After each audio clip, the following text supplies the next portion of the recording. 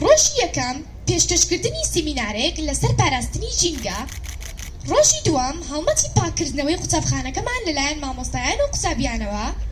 ڕۆژی سێیەم پێشکەشکردنی فیلمێکی دیکۆمنتاری لەسەر پاراستنی ژینگە. ڕۆژی چوارەم هەڵمەتی ناشتنی گوڵ و نەمام لەلایەن مامۆستایان و قوتابیانەوە. ڕۆژی پێنجەم کردنەوەی پێشانگایەکی وێنەیی لەسەر ژینگە. کۆتا ڕۆژ چالاکێکی ئەدەبی و شانۆیی لەسەر پاراستنی ژینگە و خزمەتکردنی. سوپاس بۆ گوێگرتنتان. ئێستاش ئێوە شانۆی ژینگە.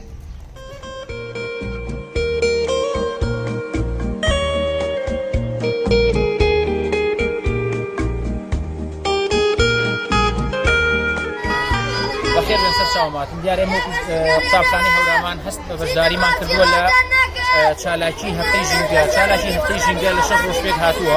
ئەم 6 ڕۆژە پێویستە 6 چالاکی تیا ئەنجام بدرێت لە ماوەی ئەو 6 ڕۆژەدا.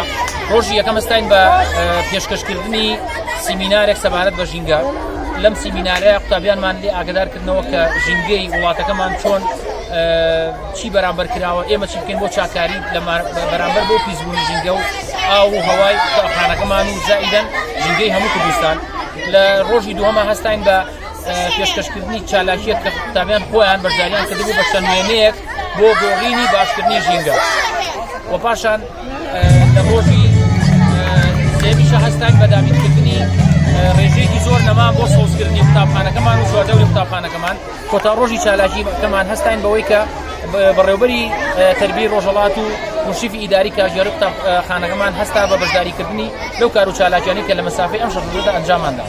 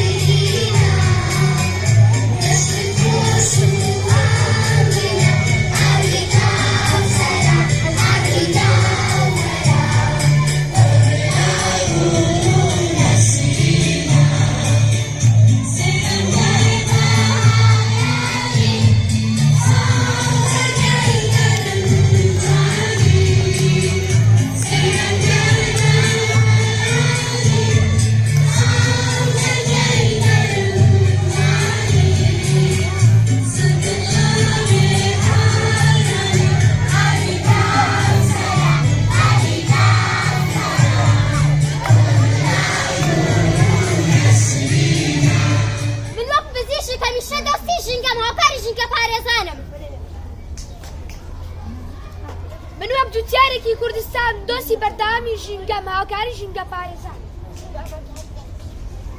من وەک کرێکارێکی ئەم کوردستانە هاوکاری ژینگە پارێزانم. من ژینگە پارێزم دۆستی هەمانم خۆشەویستی شەقام و کوچە و خۆڵانم. من وەک ئەندازیارێک بەشداریم لە پاراستنی ژینگەی وڵاتەکەم هاوکاری ژینگە پارێزان دەکەم. من وەکو پێشمەرگەیەکی کوردستانە هەمیشە هاوکاری ژینگە پارێزان. ژینگە دۆستی. ژینگە دۆستی.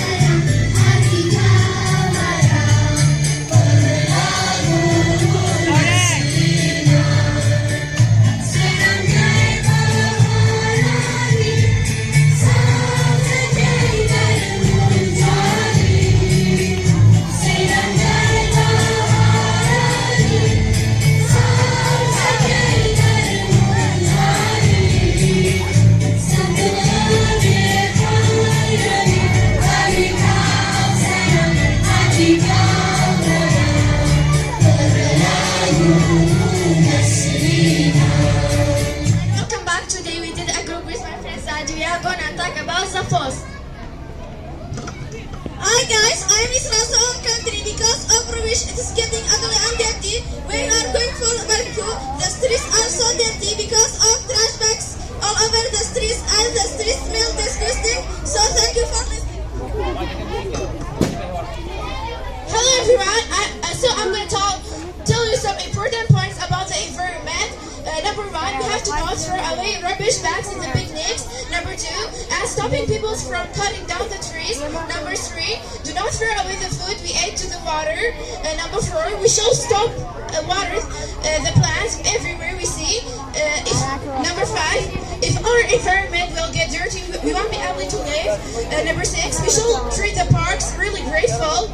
Number 7, and of course we have to treat the birds, fish, all the animals that are from the forest.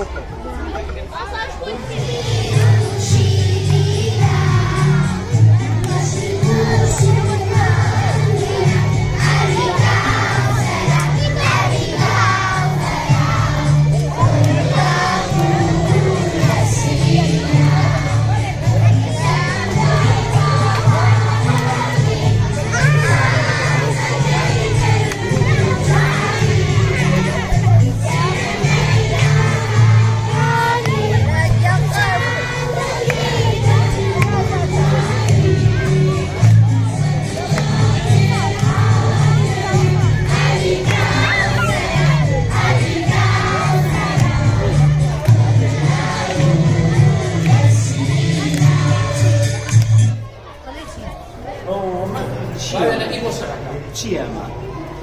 تۆ کردوتە؟ ئەمە چییە ئەمە؟ باز لە چی ئەکا؟ باز لە چییە؟ بۆی شەرەکە بۆ چۆن ئەو ڕسمە دروست کرد لە مێشتا چۆن بۆی هاو؟ ئەمە چی لێ هاتووە؟ دارە چی لێ هاتووە؟ ها؟ وەریوە بۆچی وەریوە؟ ها لەبەروی ڕەشەبایە ها ڕەشەباڵی کچ ئاوا هاتووە بەملاوە وەنیە؟ بۆی کەڵاکانی وەریوە.